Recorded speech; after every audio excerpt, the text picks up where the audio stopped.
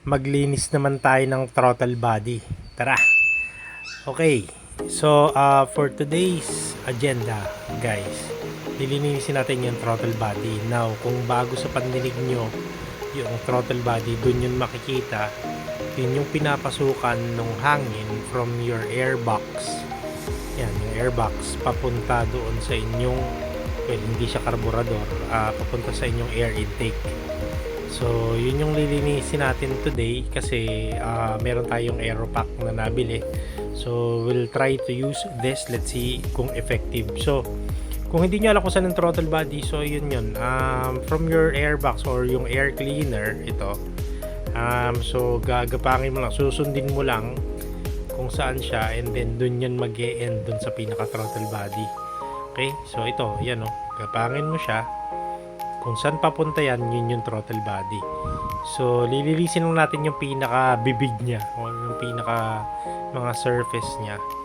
Now, importante din kasing nililinis yun kasi nagbubuo yung mga lagkit-lagkit and pag nahigop yun ng inyong throttle body, pwedeng mag-stack up yung pinaka-butterfly niya. So, mahihirapan na siyang humigop ng hangin papasok. So, unahin na natin, tanggalin natin itong airbox. So, ito, kita na exposed na yung ating pinaka-filter. Now, ayan o. So, as you could see, mayroong mga dumi-dumi na napapasok papunta doon sa loob ng ating airbox. So, importante na wag yan mahigop ng ating air intake kasi it would cause you damage doon sa and pwedeng mag-malfunction siya. So ito, tatanggalin lang natin yung pinaka parang mga tubes na to. So sa pagtanggal, dugtong-dugtong lang naman yan. So siguro iba-iba kada sasakyan pero yung design niyan is pare-parehas lang. So kailangan mo lang bunutin. Yan, meron lang yung parang clamp. So, most likely pare-parehas lang talaga siya. So, yan, bubunutin na natin itong pinaka parang hose niya. Ito yung duct papunta doon sa loob ng from airbox papunta sa throttle body. So, yan. So, pwede nyong hugasan yon, linisin para lahat malinis na kasi nagkakaroon din yan ng mga naninikit-nikit na mga parang mga residue ng langis yan. No? If you would see, parang may konti siyang oil kasi bumabalik yan from dun sa PCB valve, bumabalik tapos napupunta dyan, tapos nahihigop niya ulit yun. So nire-recycle niya yan. So ito na yung sinasabi kong throttle body.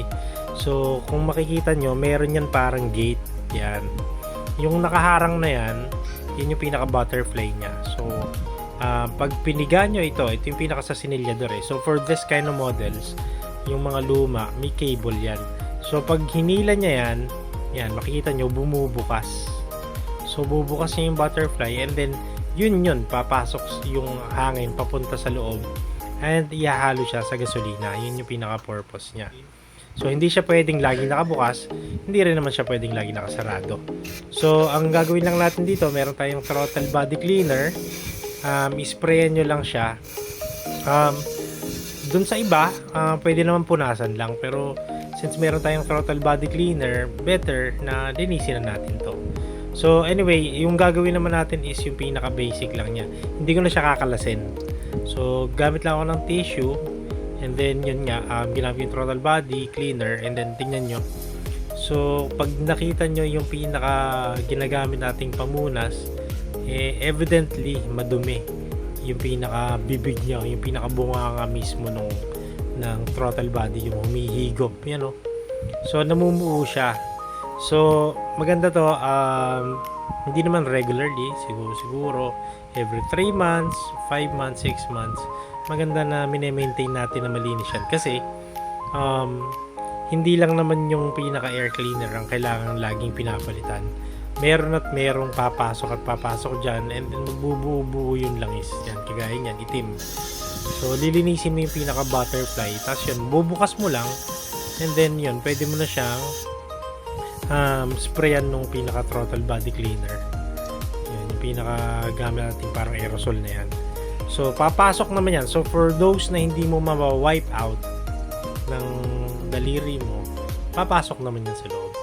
So, inuulit-ulit ko lang yung proseso para we make sure na hanggat maaari makukuha natin yung mga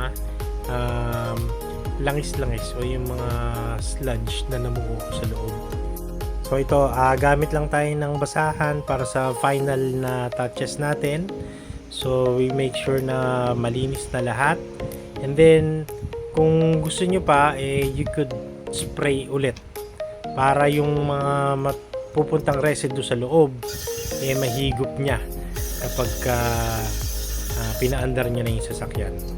So yun lamang po. So thank you so much sa panonood, and sa susunod na video ulit, ayos.